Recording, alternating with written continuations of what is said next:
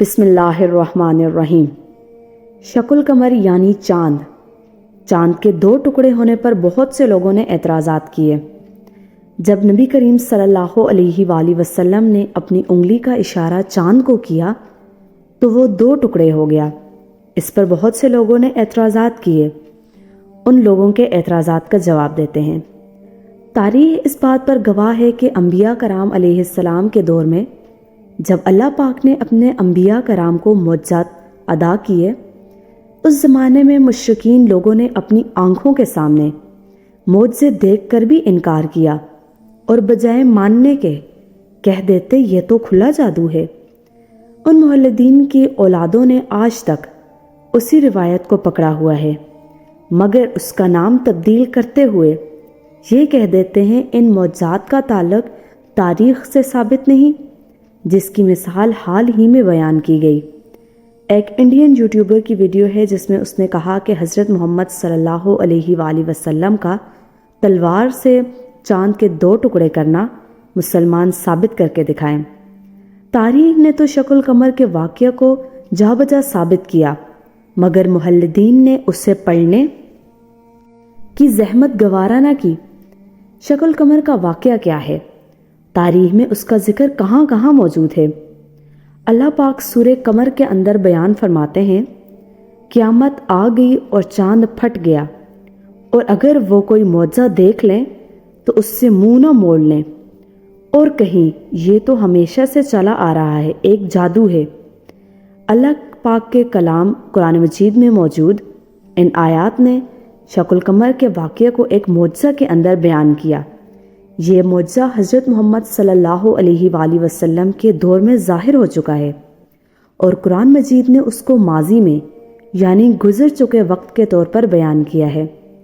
ہو سکتا ہے اس واقعے کے کوئی آثار آ چکے دور میں موجود ہوں یا بالکل ہی ختم ہو گئے ہوں، کیونکہ یہ عام حالات سے ہٹ کر ایک معجزہ تھا۔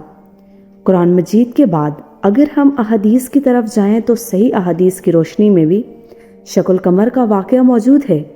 جلیل القدر صحابہ عبداللہ بن مسعود بن معتم، عبداللہ بن عباس، انس بن مالک اور حذیفہ بن یمان نے اپنی آنکھوں سے دیکھنے کے بعد اس واقعے کو بیان کیا۔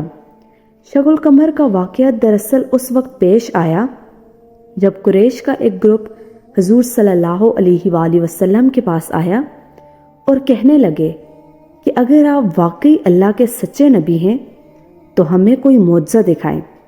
حضور صلی اللہ علیہ وآلہ وسلم فرمانے لگے کہ تم لوگ کیا دیکھنا چاہتے ہو؟ ان لوگوں نے آپس میں مشورہ کر کے سب سے مشکل کام کو منتخب کیا تاکہ محمد صلی اللہ علیہ وآلہ وسلم اس کام کو نہ کر سکیں۔ یہ گروہ کہنے لگا، اے محمد صلی اللہ علیہ وآلہ وسلم، آپ ہمیں چاند کے دو ٹکڑے کر کے دکھائیں۔ حضرت محمد صلی اللہ علیہ وآلہ وسلم فرمانے لگے، ٹھیک ہے، اگر تم چاند کو دو ٹکڑوں میں ہوتا دیکھ لو تو کیا تم لوگ ایمان لے آؤ گے؟ ان لوگوں نے اس بات میں سر ہلاتے ہوئے ایمان لانے کی حامی بھر لی۔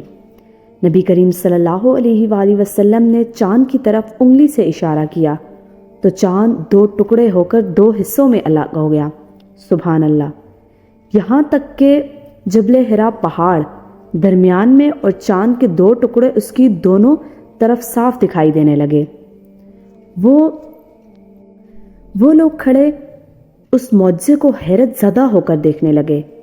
حضور صلی اللہ علیہ وآلہ وسلم فرمانے لگے، لوگوں دیکھ لو اور یاد رکھنا۔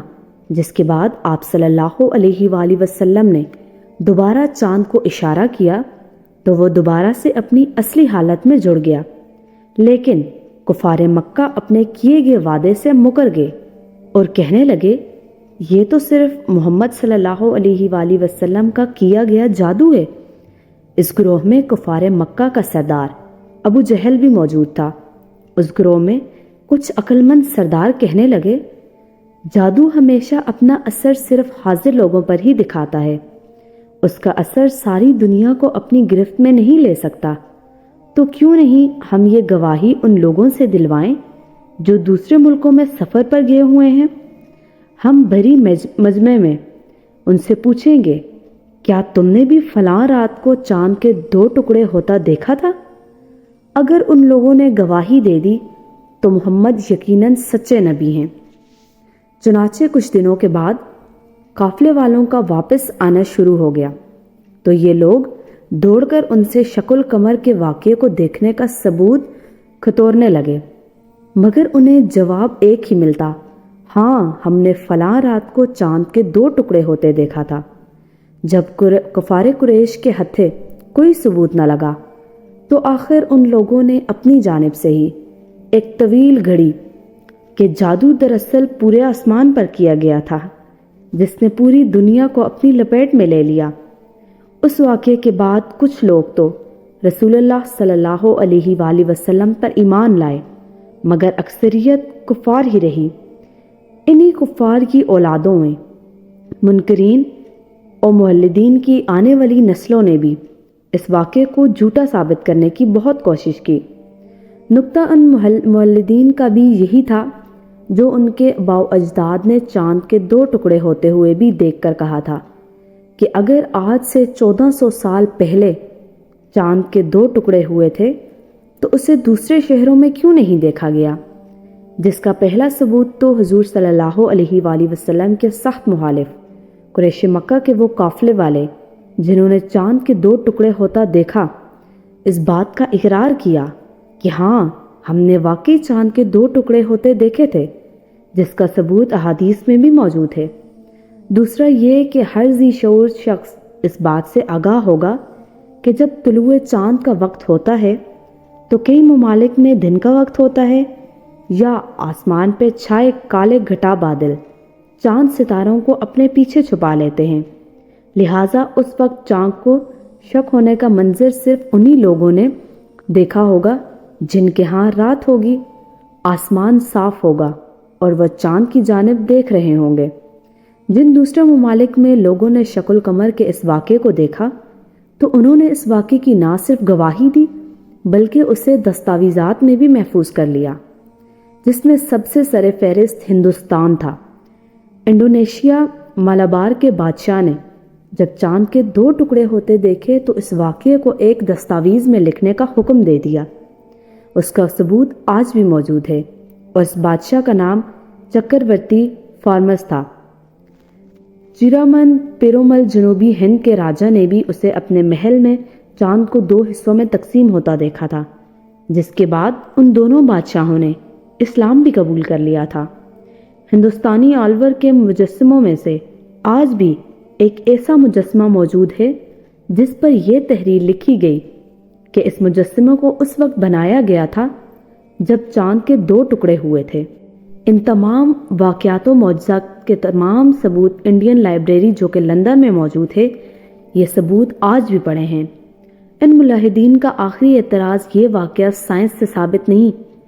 1680 میں ایک ماہر ریاضی دان و فلکیات نے چاند کی ایک تصویر بنائی۔ ڈومینسو کسینی کی چاند کی بہت زیادہ ریسرچ ہی اسی چاند کے متعلق دلچسپی کو مزید بڑھاتی گئی۔ اس نے چاند کو دیکھتے ہوئے جو تصویر بنائی اس کے درمیان ایک لکیر کھینچ دی، جس کا مطلب اسے خود بھی نہیں پتا تھا۔ یہی وہ پہلا ثبوت تھا جو پہلی بار کسی سائنسدان نے اپنی پہلی بار پیش کیا تھا۔ اس واقعے کو جب 200 سال کا عرصہ بیت گیا تو ناسا کے سائنسدانوں نے چاند کی ایک تصویر جاری کی۔ 200 سال بعد والی اس تصویر کا موازنہ جب کسینی کی بنائی گئی تصویر سے کیا گیا تو دونوں میں ایک چیز مشترکہ پائی گئی، وہ تھی لکیر۔ چنانچہ اب ان سائنسدانوں کو اس لکیر نے مزید نئی کھوج کا راستہ دکھا دیا۔ قرآن مجید میں بھی واضح طور پر لکھا گیا، اللہ پاک فرماتا ہے، تحقیق کرو میری تحلیقات میں، اسی میں نشانیاں ہیں عقل والوں کے لیے۔ 1969 کا سال جب ناسا نے اپولو 10 کو بھیجا تو اس نے انتہائی نزدیک سے چاند کی تصویر حاصل کرنے میں کامیاب ہو گئے، جس میں کچی چاند کی وہ لکیر زیادہ نمایاں نظر آ رہی تھی۔ سائنسدانوں کی مزید ریسرچ نے یہ ثابت کرنا شروع کر دیا کہ چاند کی سطح مزید اس لکیر کی جانب کھینچی چلی جا رہی ہے۔ چاند مسلسل اس لکیر کو بھرنے میں مصروف عمل ہے۔ ہیپو تھامس کے مطابق چاند کے ماضی میں چاند کی جسامت میں کچھ کمی واقع تھی اور چاند پر بننے والی لائن اسی سبب کی وجہ سے ہوئی۔ اس سارے واقعے کا تعلق اسی سے انجام ملتا ہے جب چاند 2 ٹکڑے ہوا تھا، جسے یہ لکیر آج پر کرنے کی کوشش کر رہی ہے۔ اصل میں ایسٹرونوڈو سائنسدان اس سچائی کو جانتے ہوئے بھی اسے محض قصے کہانیوں کی نظر کرنا چاہتے ہیں، جس کی ایک وجہ یہ بھی ہو سکتی ہے کہ اگر چاند کے درمیان کھچی ایک لکیر کے حقائق اور ان میں پوشیدہ راز دنیا کے سامنے رکھا گیا تو اسلام کی حقیقت مزید کھل کر لوگوں کے سامنے آ جائے گی۔ ان لوگوں کا رخ مزید تیزی سے اسلام کی جانب بڑھنے لگے گا۔ جزاک اللہ خیر۔ اللہ حافظ۔